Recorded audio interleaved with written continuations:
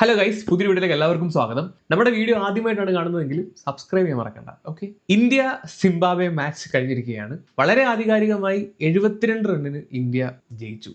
ഇന്ത്യയെ കളിക്കാൻ ഇറങ്ങുന്നതിന് മുമ്പ് തന്നെ ഇന്ത്യയുടെ തലയിൽ വലിയൊരു ഭാരം സൗത്ത് ആഫ്രിക്ക എടുത്ത് മാറ്റി കൊടുത്തിട്ടുണ്ടായിരുന്നു. വലിയൊരു ടെൻഷനാണ് സൗത്ത് ആഫ്രിക്ക ഒഴിവാക്കി കൊടുത്തത്. അല്ലെങ്കിൽ ഇന്നത്തെ കളിയും ഭയങ്കര ഒരു പ്രഷറോട് കൂടി കളിക്കേണ്ട ഒരു അവസ്ഥ വന്നേനെ. തുടക്കം തൊട്ട് ഒടുക്കം വരെ ആ ഒരു പ്രഷർ വെച്ച് കളിക്കേണ്ട ഒരു അവസ്ഥ വന്നേനെ. രാവിലെ നടന്ന മാച്ചിൽ സൗത്ത് ആഫ്രിക്ക ഭയങ്കരമായിട്ട് ഡൊമിനേറ്റ് ചെയ്ത് വെസ്റ്റ് ഇൻഡീസിനെ തോപ്പിച്ചു. വെസ്റ്റ് ഇൻഡീസിന്റെ കാര്യം പറയാതിരിക്കാൻ വയ്യ. 83-7 എന്നുള്ള നിലയിൽ നിന്ന് അവന്മാർ കളിച്ച് 20 ഓവർ അവസാനിക്കുമ്പോൾ 172-ന് 8 എന്നുള്ള നിലയിൽ എത്തിച്ചു. ഞാനിരുന്ന് കളി കാണുമ്പോൾ ഇവന്മാരെന്തോടെ തീരുന്നില്ലേ? ലാവനാഴിയിൽ അമ്പ് പോലാണ് ഇവന്മാര്. ഇറങ്ങുന്നവന്മാര് മൊത്തം അടിക്കുന്നവന്മാര്. 7 വിക്കറ്റൊക്കെ പോയപ്പോഴത്തേക്ക് ഇനി ആരിറങ്ങാം, ഇവനോട് ഉള്ളായിരിക്കും എന്ന് വിചാരിച്ചിരുന്നപ്പോഴാണ് നോക്കട്ടെ ഷെപ്പേഡ് ഇറങ്ങി വരുന്നു, റൊമാരിയോണ് ഇറങ്ങി വരുന്നു. അവനും ഹോൾഡറും കൂടെ ഇന്നങ്ങ് അടിച്ച് അങ്ങനെ അവന്മാർ 172 റൺസ് എടുത്ത്. പക്ഷെ വളരെ സിമ്പിളായിട്ട് നമ്മുടെ മാർക്കർ എല്ലാം കൂടെ നിന്ന് കളിച്ച് അങ്ങ് ജയിപ്പിച്ച് ഇറങ്ങിയ 3 അവന്മാരും കളിച്ച് റിക്കിൾ ടണ്ണനും കോക്കാച്ചിയും അതുപോലെ തന്നെ മാർക്കറും അവന്മാർ സിമ്പിളായിട്ട് കളി ഇന്ത്യക്ക് വേണ്ടിയിട്ട് ജയിച്ചിരിക്കുകയാണ്. സത്യത്തിൽ ഈ ഒരു രീതിയിലായിരുന്നു ഞാൻ ഇന്ന് ആ ഒരു കളി ഇരുന്ന് കണ്ടത്. ഇന്ത്യക്കാരായിരുന്നു മൊത്തം ഒന്ന് സൗത്ത് ആഫ്രിക്കയ്ക്ക് ജയ് വിളിക്കാനും സപ്പോർട്ട് ചെയ്യാനും വേണ്ടിയിട്ട്. എന്താണെങ്കിലും ആ ഒരു കളി ജയിച്ചതോടുകൂടി ഇന്ത്യക്ക് വലിയൊരു പ്രഷർ ഒഴിവായി. പിന്നെ എടുത്തു പറയാതിരിക്കാൻ വയ്യ, അവന്മാരുടെ ഒരു പാർട്ണർഷിപ്പ് T20 ഏറ്റവും വലിയ 8th വിക്കറ്റ് പാർട്ണർഷിപ്പാണ് ഹോൾഡറും ഷെപ്പേഡും കൂടെ ഇരുന്ന് ഉണ്ടാക്കിയത്. 59 വാളയിൽ നിന്ന് 89 റണ്ണാണ് അവന്മാർ 8ാം വിക്കറ്റിൽ അടിച്ചു കൂട്ടിയത്. ആ ഒരു അവസ്ഥയിൽ ഇന്ത്യ ആയിരുന്നെങ്കിൽ ഒരു കാരണവശാലും റിക്കവർ ആവത്തില്ല. എഴുതി ഒപ്പിട്ട് തരാം, ഇന്ത്യ ആണെങ്കിൽ 7 വിക്കറ്റ് പോയിരിക്കുന്ന സമയത്ത് ഇങ്ങനെ ഈ ഒരു രീതിയിൽ റിക്കവർ ആവത്തില്ല. അവരുടെ ഒരു ടീമിന്റെ ഏറ്റവും വലിയ പോസിറ്റീവ് അതാണ്. ഇനി ഇന്നത്തെ മാച്ചിലോട്ട് വരാം. ഇന്ത്യ ജയിച്ചു, 71 റണ്ണിന് വളരെ ആധികാരികമായിട്ട് ജയിച്ചു. ഈ കളി തുടങ്ങുന്നതിന് മുമ്പ് തന്നെ ഇന്ത്യൻ ടീം വലിയൊരു പ്രഷർ കുക്കറിനകത്തായിരുന്നു. ഒരുപാട് പ്രശ്നങ്ങൾ ടീമിനകത്തുണ്ടായി. ഗംഭീറും സൂര്യയും തമ്മിൽ അടിയുണ്ടായി എന്നുള്ള തരത്തിലുള്ള വാർത്തകൾ വരെ പുറത്തോട്ട് വന്നു. സഞ്ജുവിനെ കളിപ്പിക്കുന്നു എന്ന് പറയുന്ന ഒരു കൂട്ടർ, സഞ്ജുവിനെ കളിപ്പിക്കുന്നില്ല എന്നുള്ള ഒരു കൂട്ടർ, സഞ്ജുവിനെ കളിപ്പിച്ചേ പറ്റൂ എന്നുള്ള രീതിയിൽ രവിശാസ്ത്രി, ഇർഫാൻ പത്താൻ, ദിനേശ് കാർത്തിക് അടക്കമുള്ള ആളുകൾ സംസാരിച്ചുകൊണ്ട് വരുന്നു. ഇന്നേ വരെ സഞ്ജുവിനെ സപ്പോർട്ട് ചെയ്യാതെ ബുൾഗാൻ വെച്ചിരുന്ന ആരെയും ഉണ്ടായിരുന്നില്ല, അല്ലാണ്ട് വേറെന്തായിരുന്നു, അവൻ വരെ സഞ്ജുവിനെ കളിപ്പിക്കണമെന്ന് പറഞ്ഞു. ആൻഡ് ഫൈനലി 2 മാറ്റങ്ങളായിട്ടാണ് ഇന്ത്യ ഇന്ന് സിംബാബ്വെ നേരിടാൻ ഇറങ്ങിയത്. റിങ്കു സിംഗിന് പകരം സഞ്ജുവിനെ ടീമിലെടുത്തു. 2 വാഷിംഗ്ടൺ സുന്ദറിന് പകരം അക്സർ പട്ടേലിനെ ടീമിലെടുത്തു. അനിവാര്യമായിട്ടുള്ള 2 മാറ്റങ്ങൾ. കാര്യം എന്താണെന്ന് വെച്ച് കഴിഞ്ഞാൽ നമ്മുടെ ഓപ്പണിംഗ് പാർട്ണർഷിപ്പ് ഈ ഇന്നത്തെ കളി ഇറങ്ങാതിരിക്കുന്ന സമയത്ത് ഈ ലാസ്റ്റ് കളിച്ച 5 കളിയിൽ നിന്നായിട്ട് നമ്മുടെ ഓപ്പണിംഗ് പാർട്ണർഷിപ്പ് 6.8 റണ്ണാണ്.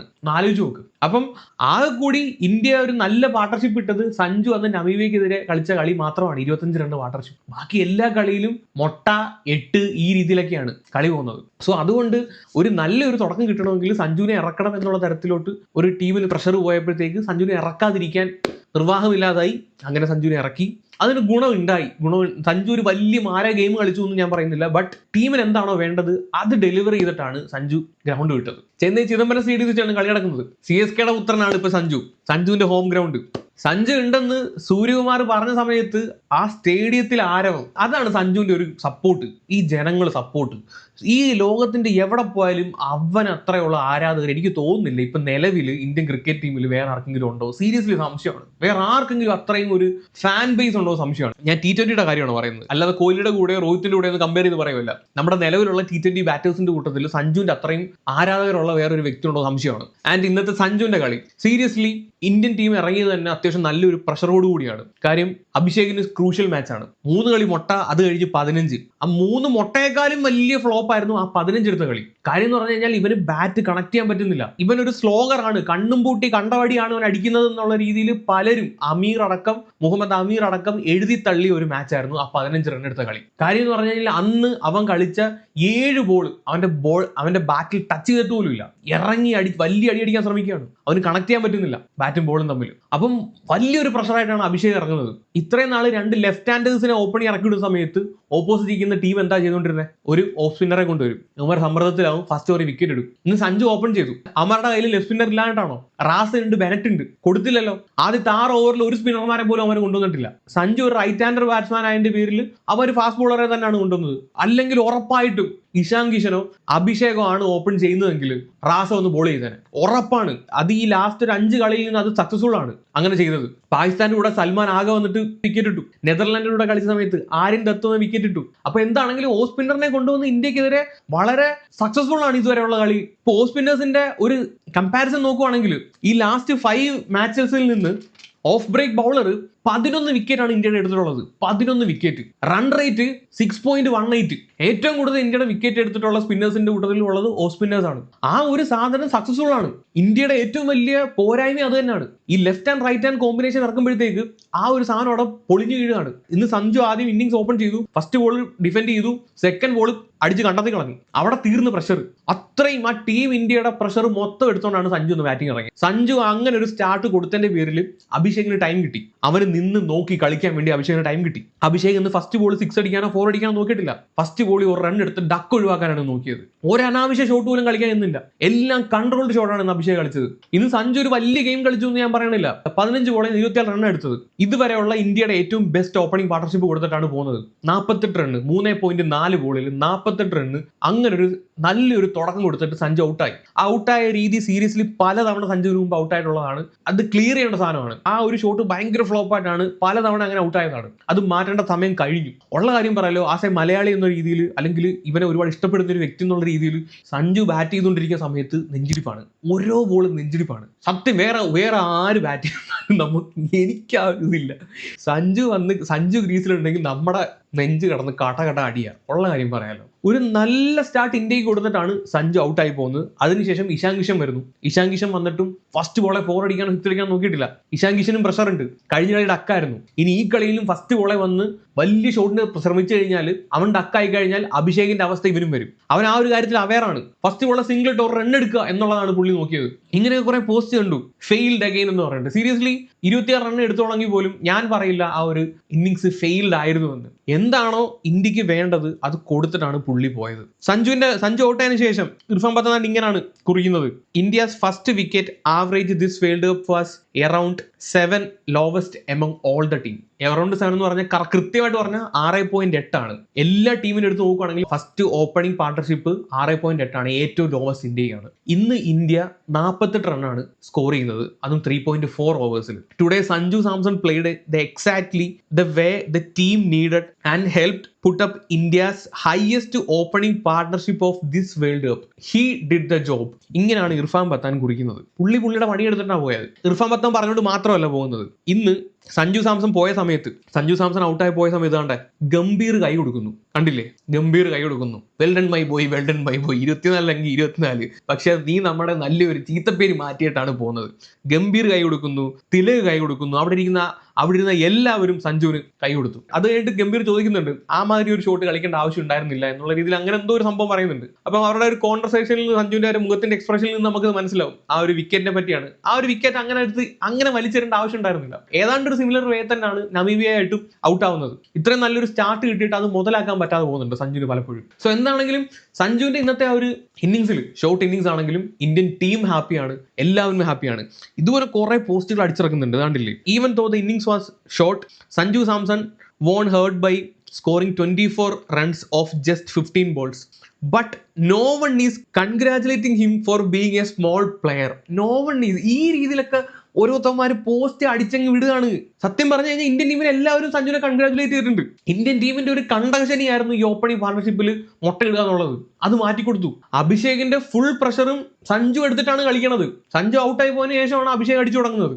അഭിഷേക് ആ ഒരു രഥത്തിലോട്ട് വരുന്നത്. നേരത്തെ എന്ന് പറഞ്ഞു കഴിഞ്ഞാൽ ഒരു റണ്ണ് അവിടെ സ്കോർ ബോർഡിൽ തുടങ്ങുന്നതിന് മുമ്പേ വിക്കറ്റ് വീഴുകയാണ്. 1 ഡൗൺ ഇറങ്ങി വരുന്നവരും അതേ പ്രഷറിലാണ് കളിക്കുന്നത്. ഇന്നാണ് തിലക് വർമ്മയുടെ അവസ്ഥ മനസ്സിലാവുന്നത്. ഈ തിലക് വർമ്മ ഇത്രയും കളി കളിച്ച്, ഈ ഒരു 4-5 കളി കളിച്ച് അവൻ ആ ഒരു പ്രഷറിൽ നിന്നാണ് കളിച്ചത്. ഇന്ന് അവനൊരു പ്രഷർ പോലും ഇല്ലാതെ കളിച്ചാണ്. അത് ഇന്ന് എത്ര മനോഹരമായിട്ടാണ് ബാറ്റ് ചെയ്തത്. ഇവന്റെ സ്ട്രൈക്ക് റേറ്റ് ആയിരുന്നു ഇത്രയും നാളെ എല്ലാവരുടെയും ഒരു പ്രശ്നം. ഇന്നത്തെ ഏറ്റവും കൂടുതൽ സ്ട്രൈക്ക് റേറ്റ് ഉള്ള വ്യക്തിയാണ് ഇന്നത്തെ മാച്ചിനകത്ത്. 16 ബോളിൽ നിന്ന് 44, 275 സ്ട്രൈക്ക് റേറ്റ്, 3 4 4 6. ഇന്ന് ഇന്ത്യയുടെ ബാറ്റ്സ്മാൻമാർ എല്ലാവരും 150+ സ്ട്രൈക്ക് റേറ്റോടാണ് ബാറ്റ് ചെയ്തത്. സഞ്ജു 160, അഭിഷേക് 183, ഇഷാൻ കിഷൻ 158, സൂര്യകുമാർ 253, ആർത്തിക് 217, തിലക് 270. 75 എല്ലാവരും അവരവരുടെ പാർട്ട് കളിച്ചു എന്നുള്ളതാണ്. ഈ രീതിയിലാണ് കളിക്കേണ്ടത്. ഇത്രയും നാൾ ഇന്ത്യ കളിച്ചുകൊണ്ടിരുന്നത് എന്താണ്, ഏതെങ്കിലും ഒരുത്തം വന്ന് കളിക്കും, ആ രീതിയിൽ ടീം എങ്ങനെയൊക്കെയോ ജയിച്ചു പോകും. പക്ഷെ ഇങ്ങനെ ഒരു കളി ഇതുവരെ വന്നിട്ടില്ല. നല്ലൊരു ഓപ്പണിംഗ് പാർട്ണർഷിപ്പ് കൊടുത്തു കഴിഞ്ഞാൽ ആ ഒരു ടീമിന് മൊത്തത്തിൽ ആ ഒരു റിതം കിട്ടും. വരുന്ന ബാക്കിയുള്ള പ്ലേയേഴ്സിനും ആ ഒരു പ്രഷർ ഇല്ലാതെ കളിക്കാൻ പറ്റും. ക്വിക്ക് വിക്കറ്റ് പോയി കഴിഞ്ഞാൽ എല്ലാവർക്കും ആ ഒരു പ്രഷർ ഉണ്ടാവും. ഇന്ന് പവർ പ്ലേയിൽ ഇന്ത്യ നേടിയത് 80 റണ്ണാണ് ഒരു വിക്കറ്റ് നഷ്ടത്തിൽ. വേൾഡ് കപ്പിലെ ഇന്ത്യയുടെ ഏറ്റവും ഉയർന്ന രണ്ടാമത്തെ പവർ പ്ലേ സ്കോർ ആണ്.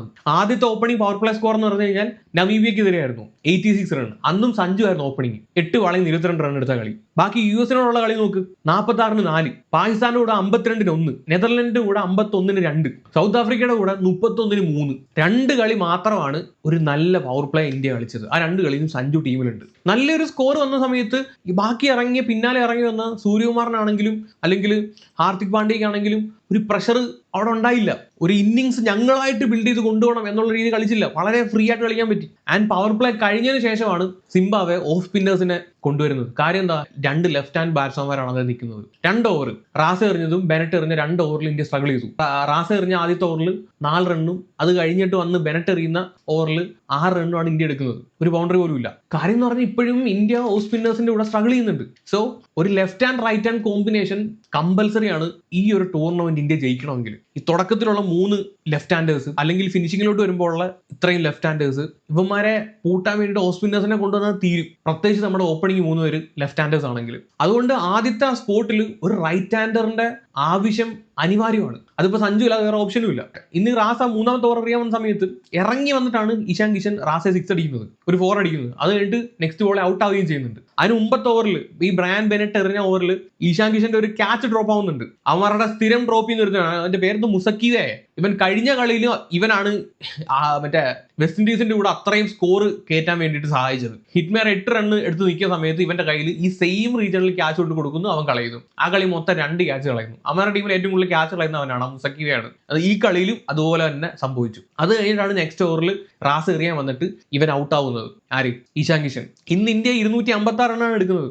അഭിഷേക് അവന്റെ ആദ്യത്തെ വേൾഡ് 50 ഇന്ന് അടിച്ചു. എനിക്ക് തോന്നുന്നു ഏറ്റവും സ്ലോവസ്റ്റ് 50 ആണെന്ന് തോന്നുന്നു അഭിഷേക് അടിക്കുന്നത്. എന്നാലും 26 ബോളിൽ 50 അടിച്ചിട്ടുണ്ട് അഭിഷേക്. T20 വേൾഡ് കപ്പിലെ ഇന്ത്യയുടെ ഹയസ്റ്റ് സ്കോർ ആണ് 256 എന്നുള്ളത്. ഇന്ന് ചെന്നൈ ചിദംബരം സ്റ്റേഡിയത്തിൽ വെച്ചിട്ടാണ് കളി നടക്കുന്നത്. അവിടുത്തെ ഏറ്റവും ഹയസ്റ്റ് T20 സ്കോർ ആണ്. ഇതിന് മുമ്പത്തെ T20 ഹയസ്റ്റ് സ്കോർ എന്ന് പറഞ്ഞാൽ 200 എന്തോയായിരുന്നു, അഫ്ഗാൻ വേഴ്സസ് ഒമാൻ.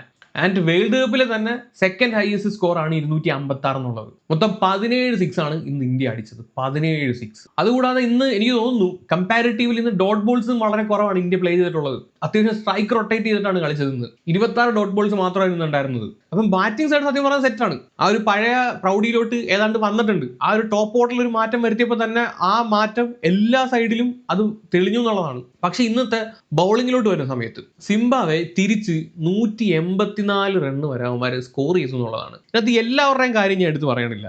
അർഷദീപ് നല്ല രീതിയിൽ ബോൾ ചെയ്തു, 4 ഓവർ 24-ന് 3 വിക്കറ്റ്. ഹർദിക് നല്ല രീതിയിൽ ബോൾ ചെയ്തു. ഹർദിക് ലാസ്റ്റത്തെ 2-3 കളി നല്ല രീതിയിൽ അടിപിടിച്ചു കൂട്ടുന്നുണ്ടായിരുന്നു. പക്ഷെ ഇന്ന് ബോൾ ചെയ്തിട്ടുണ്ട് 3 ഓവർ 21. ബുംറയും 3 ഓവർ 21. ആൻഡ് അക്സറും പതിവ് പോലെ തന്നെ അവനെ കൊണ്ട് പറ്റുന്ന രീതിയിൽ ഒരു ഓവറിൽ മാത്രം ഒന്ന് അടി മേടിച്ചു കൂട്ടി. ബട്ട് വരുൺ ചക്രവർത്തി ആൻഡ് ദൂബെ, വരുൺ കഴിഞ്ഞ കളി നല്ല അടി കിട്ടി. ഈ കളിയിലും 4 ഓവറിൽ 35 റണ്ണെ വഴങ്ങിയിട്ടുള്ളെങ്കിൽ പോലും ഒരു ഓവറിൽ മാത്രമാണ് 3 റണ്ണ് എടുത്തിട്ടുള്ളത്. ബാക്കി 3 ഓവറിൽ നിന്ന് ഒരു ഓവറിൽ 13, ഒരു ഓവറിൽ 11, ഒരു ഓവറിൽ 9 ഈ രീതിയിൽ റണ്ണ് വിട്ടു കൊടുത്തിട്ടുണ്ട്. ഈ 3 ഓവറിലും വരുണിനെ 6 അടിച്ചിട്ടുണ്ട്. അപ്പോൾ വരുണിനെ പോലെയുള്ള ഒരു ബോളറിന് നമ്പർ 1 T20 ബോളറാണ്, അടി കിട്ടുന്നുണ്ട് 2 കളിയായിട്ട്. അത് ഇന്ത്യക്ക് വലിയൊരു തലവേദനയായിട്ട് വരും. അതുപോലെ തന്നെ ഇന്ത്യയുടെ ഒരു 6ാമത്തെ ബൗളിംഗ് ഓപ്ഷൻ ആയിട്ടാണ് ദൂബെ വെച്ചേക്കുന്നത്. സത്യം പറയില്ല, ദൂബെ ഒരു ബൗളറായിട്ട് ഞാൻ കൺസിഡർ ചെയ്തിട്ടില്ല. അവൻ വന്ന് എറിയുന്നു, അവനെ അടിക്കാൻ സുഖമായതിന്റെ പേരിൽ ബാറ്റ്സ്മാൻ അടിക്കുന്നു. ബാറ്റ്സ്മാൻ പ്രോപ്പറായിട്ട് ബോൾ കണക്ട് ചെയ്യാൻ പറ്റാത്തതിന്റെ പേരിൽ എങ്ങനെയൊക്കെ ഇവന് വിക്കറ്റ് കിട്ടുന്നു. സത്യമായിട്ടുള്ള കാര്യം ഇതാണ്. അല്ലാതെ ഇവന്റെ സ്കില്ല് കാരണം ഒരു പക്ക കിഡിലും ബോൾ എറിഞ്ഞിട്ട് ഇവൻ വിക്കറ്റ് ഇടുന്നത് ഞാൻ അങ്ങനെ കണ്ടിട്ടില്ല. സീരീസിൽ ഞാൻ കണ്ടിട്ടില്ല. ദൂബയുടെ ബോളിംഗ് സ്കില്ല് കാരണം വിക്കറ്റ് കിട്ടുന്നത് കണ്ടിട്ടില്ല. ദൂബെ ഞാൻ ഒരിക്കലും ബുംറയായിട്ട് കമ്പയർ ചെയ്യില്ല. പക്ഷെ ഹാർദിക്കായിട്ട് കമ്പയർ ചെയ്യാം. രണ്ടുപേരും ഓൾറൗണ്ടേഴ്സ് ആണ്. ഹാർദിക് കിഡിലുമായിട്ട് ചില സമയത്ത് ബോൾ ചെയ്യും, പക്ഷെ അടിമേടിച്ച് കൂട്ടുകയും ചെയ്യും. ബട്ട് അവന്റെ കുറെ സ്കില്ല് അവന്റെ ബോളിങ്ങിനത് കാണാനുണ്ട്. പക്ഷെ ദൂബയിലോട്ട് വരുമ്പോഴത്തേക്ക് ദൂബയ്ക്ക് വിക്കറ്റ് ഇടുമെങ്കിൽ പോലും അടിമേടിച്ച് കൂട്ടും. T20 ദൂബയുടെ ബോളിംഗ് എക്കോണമി 9.64 ആണ്. എനിക്കൊന്ന് ഈ വേൾഡ് കപ്പിൽ എടുത്ത് പോയി കഴിഞ്ഞാൽ 10-12 അങ്ങോട്ടാണെന്ന് തോന്നുന്നു. ഇന്ന് 2 ഓവറിൽ നിന്ന് 46 റണ്ണാണ് ദൂബെ അടിച്ചവന്മാര്. ഈ വേൾഡ് കപ്പ് ടൂർണമെന്റിൽ ഇതുവരെ ഇവൻ 5 നോബാണ് എറിഞ്ഞിട്ടുള്ളത്. 5 നോബോൾ. ഇന്ന് പറഞ്ഞ നോബോൾ ഫ്രീഡിൽ 6 അടിച്ച് അവന്മാര്. ഒരു വിക്കറ്റ് ഇന്ന് കിട്ടിയിട്ടുണ്ട്. സഞ്ജു നല്ലൊരു ക്യാച്ച് എടുത്തതിന്റെ പേരിൽ ഇന്നൊരു വിക്കറ്റ് കിട്ടി. സീരീസിൽ ഇവനൊരു 6th ബോളറായിട്ട് കൺസിഡർ ചെയ്യാൻ പറ്റത്തില്ല. ഓരോ ഓവർ കാണാൻ കൊടുക്കാൻ പറ്റും, അല്ലാതെ ഒരു വിശ്വസിച്ച് ഒരു ക്രൂഷ്യൽ ഗെയിമിനൊന്നും ഓവർ കൊടുക്കാൻ ദുബെ പറ്റത്തില്ല. പുള്ളിക്ക് അതിനുള്ള കാലിബർ ഉണ്ടായിട്ട് എനിക്ക് തോന്നിയിട്ടില്ല. ഒരു പ്രോപ്പർ ഓൾറൗണ്ടർ ആയിട്ട് തോന്നിയിട്ടില്ല. നല്ല ബാറ്റ്സ്മാൻ ആണ്, പക്ഷേ ഹാർദിക് പാണ്ഡ്യയെ പോലെ നമുക്ക് ട്രസ്റ്റ് ചെയ്യാൻ പറ്റുന്ന ഒരു ഓൾറൗണ്ടർ ആയിട്ട് ഫീൽ ചെയ്യാറില്ല. ഇന്ത്യയുടെ ബോളിങ്ങിനെ പറ്റി പറയുമ്പോൾ സിംബാബ്വേയുടെ ബ്രയൻ ബെനറ്റിനെ പറ്റി പറയണം. സിംബാബ്വെ ഇതൊരു 5 കളിയാണ് കളിച്ചത്. ഒരു കളി മഴ മൂലം മാറ്റി വെച്ചിട്ടുണ്ടായിരുന്നു. അങ്ങനെ മൊത്തത്തിൽ 5 കളിയാണ് കളിച്ചത്. ഈ 5 കളിയിൽ 4 കളിയിൽ ഇവൻ നോട്ട് ഔട്ട് ആണ്. വെസ്റ്റ് ഇൻഡീസുമായിട്ട് മാത്രമാണ് ഫ്ലോപ്പ് ആയിട്ട് പോയിട്ടുള്ളത്. ആ കളി മാത്രമാണ് ഔട്ട് ആയത്. ഈ 5 കളിയിലും പുള്ളി നോട്ട് ഔട്ട് ആണ്. ഇന്നും അടിച്ച് 97 റണ്ണം കണ്ട് 59 ബോളിൽ നിന്ന് 8 4ഉം 6 6ഉം അടക്കം 97 റണ്ണാണ് ബ്രയൻ ബെനറ്റ് അടിച്ചത്. ഇന്നത്തെ പുള്ളിയുടെ ഇന്നിങ്സിന്റെ പ്രത്യേകത എന്താണെന്ന് വെച്ച് കഴിഞ്ഞാൽ, ഈ വേൾഡ് കപ്പിൽ ആദ്യമായിട്ട് ഇന്നാണ് പുള്ളി 6 അടിക്കുന്നത്. ഇതുവരെ ബാക്കി ഇതിനു മുമ്പ് കളിച്ച 4 കളിയിലും 7 4, 8 4, 7 4 ഈ രീതിയിലാണ് ഒരു കളിയിൽ നിന്നാണ്ട് ഒരു 4 അടിച്ച് വെസ്റ്റ് ഇൻഡീസുമായിട്ട് 6 ഇതുവരെ അടിച്ചിട്ടില്ല. ഇന്ത്യക്കെതിരെയാണ് ആദ്യമായിട്ട് ഈ വേൾഡ് കപ്പിൽ പുള്ളി 6 അടിക്കുന്നത്. അതെല്ലാം കൂടെ അങ്ങ് തികച്ചങ്ങ് അടിച്ച് 6 6 നിന്ന് വിട്ട്. ഇന്ത്യക്കാർ 17 6 അടിച്ചിട്ടുണ്ടെങ്കിൽ അവന്മാർ തിരിച്ചടിച്ച് 15 6. സൗത്ത് ആഫ്രിക്കയൊക്കെ ഇനി നേരിടാൻ വരുമെന്നെങ്കിൽ എൻ്റെ ഒരു കണക്ക് വെച്ചിട്ട് സൗത്ത് ആഫ്രിക്ക ഇന്ത്യ തമ്മിലായിരിക്കും മോസ്റ്റ്ലി ഫൈനലിൽ വരാൻ സാധ്യത ഉള്ളത്. സൗത്ത് ആഫ്രിക്ക സെറ്റാണ്, അവന്മാർ കിടിലമാണ്. ഈ ബോളിംഗ് വെച്ചിട്ട് പാടാണ്. ഒരു ബുംറയെ പ്രതീക്ഷിച്ചിരിക്കാൻ പറ്റത്തില്ല. ബാക്കി എല്ലാവരും ഓടി നടന്ന് അടി മേടിക്കുന്നുണ്ട്. ഇന്ന് ഇന്ത്യ ഒരു മണ്ടത്തരം കാണിച്ച പോലെ എനിക്ക് ഫീൽ ചെയ്തു. ഇന്ന് 72 റണ്ണിനാണ് ഇന്ത്യ ഇന്ന് ജയിച്ചത്. സീരിയസ്ലി ഈ ഒരു 72 റൺ എന്നുള്ളത് ഒരു 100 റണ്ണിൽ പ്ലസ് ആക്കാമായിരുന്നു ഇന്ത്യക്ക്. അത് പറയാനൊരു കാരണമുണ്ട്. ഇതാണ് നിലവിലുള്ള പോയിന്റ് ടേബിൾ. സിംബാബ്വെ എലിമിനേറ്റ് ആയിട്ടുണ്ട്, സൗത്ത് ആഫ്രിക്ക ക്വാളിഫൈ ആയി. അടുത്ത കളി നടക്കുന്നത് ഇന്ത്യയും വെസ്റ്റ് ഇൻഡീസും തമ്മിലാണ്. ആ കളി ആരാണോ ജയിക്കുന്നത് അവർ സെമി ഫൈനലിലോട്ട് കടക്കും. ഇതാണ് ഇപ്പോഴത്തെ സിനാരിയോ. നെറ്റ് റൺ റേറ്റ് നോക്കുവാണെങ്കിൽ വെസ്റ്റ് ഇൻഡീസിന് 1.79, ഇന്ത്യക്ക് -0.1. ഇതാണ് നെറ്റ് റൺ റേറ്റ്. ഇന്ന് 72 റണ്ണിന് ഇന്ത്യ ജയിച്ചതിന്റെ പേരിലാണ് -35 നിന്ന് ഈ -1.1 ഇന്ത്യ വന്നത്. ഒരു 100-110 റണ്ണിന് ഇന്ത്യ ജയിച്ചിരുന്നെങ്കിൽ ഈ വെസ്റ്റ് ഇൻഡീസിനെ മാറി കടന്നിട്ട് ഇന്ത്യ സെക്കൻഡ് പൊസിഷനിൽ വന്നേനെ. എൻ്റെ ഒരു അപ്രോക്സിമേറ്റ് കണക്കാണ് ഞാൻ പറഞ്ഞത്, കൃത്യമായിട്ടുള്ളതല്ല 100-110 എന്നുള്ളത്. ഓക്കെ, അങ്ങനെ മറികടന്ന് വരേണ്ട ഒരു ആവശ്യകത എന്തായിരുന്നു ചോദിച്ചു കഴിഞ്ഞാൽ, നെക്സ്റ്റ് കളി കളിച്ച് ഇന്ത്യ ജയിക്കുവാണെങ്കിൽ റൺ റേറ്റിനെ അത് ബാധിക്കുന്ന പ്രശ്നമല്ല. പക്ഷേ നമ്മൾ എല്ലാ രീതിയിലും ചിന്തിക്കണമല്ലോ.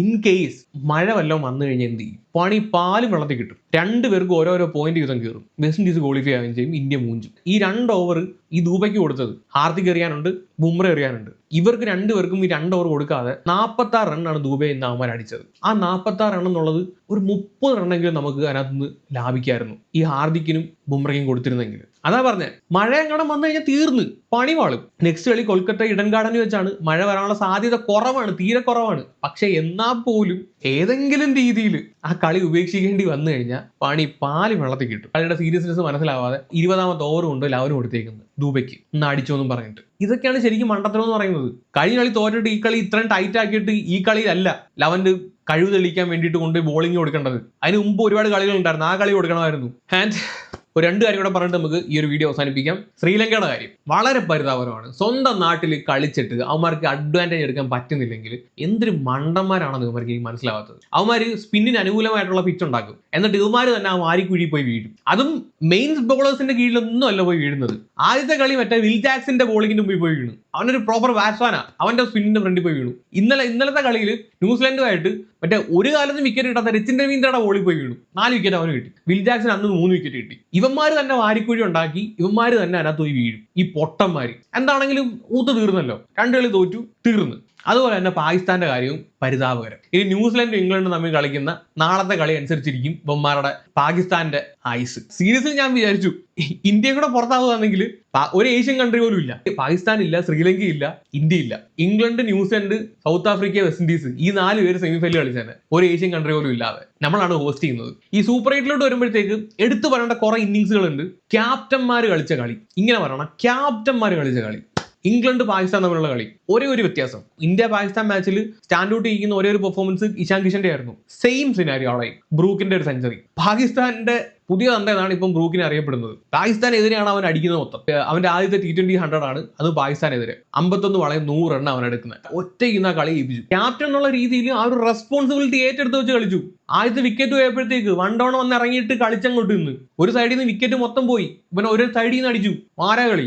അതുപോലെ തന്നെ ഇന്നലെ സാറ്റ്നറിന്റെ കളി 84-ന് 6 എന്നുള്ള രീതിയിൽ നിൽക്കുന്ന സമയത്ത് ഇവരും വേറൊരു മക്കോങ്കിയോ അവനോട് ഇന്ന് കളിച്ച് 168-ന് 7 എന്നുള്ള രീതിയിലാക്കി കൊടുത്തു. അതുപോലെ തന്നെ ഇന്ന് മർക്കറത്തിന്റെ കളി 46 കളയുന്ന 82 റൺ. അത് പറഞ്ഞ് ഈ 3 കളിയിലും ക്യാപ്റ്റന്മാരുടെ ഇന്നിങ്സ് എടുത്തു പറയാതിരിക്കാൻ വയ്യ. കീടിലം കളികളാണ് അവർ കളിച്ചത്.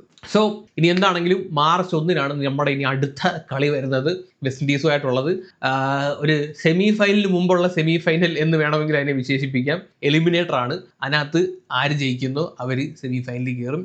ആ ഒരു കളിക്ക് വേണ്ടി കണ്ണിൽ എണ്ണ ഒഴിച്ച് കാത്തിരിക്കാം ഗൈസ്. വെസ്റ്റ് ഇൻഡീസുമായിട്ടാണ്. നമുക്ക് ഒരിക്കലും അവന്മാരെ പ്രെഡിക്റ്റ് ചെയ്യാൻ പറ്റത്തില്ല. ഒന്നെങ്കിൽ അവന്മാർ 8 നില പൊട്ടും, അല്ലെങ്കിൽ അവന്മാർ 8 നില നമ്മളെ അടിച്ച് പൊട്ടിക്കും. ഇതാണ് അവന്മാരുടെ ഒരു രീതി. മണ്ടന്മാരാണ്, ഒറ്റ ബുദ്ധിയാണ്. കൂടുതലൊന്നും പറയുന്നില്ല ഗൈസ്. വേറെ വീഡിയോ ഇട്ട് വരാം. അപ്പോൾ ശരി.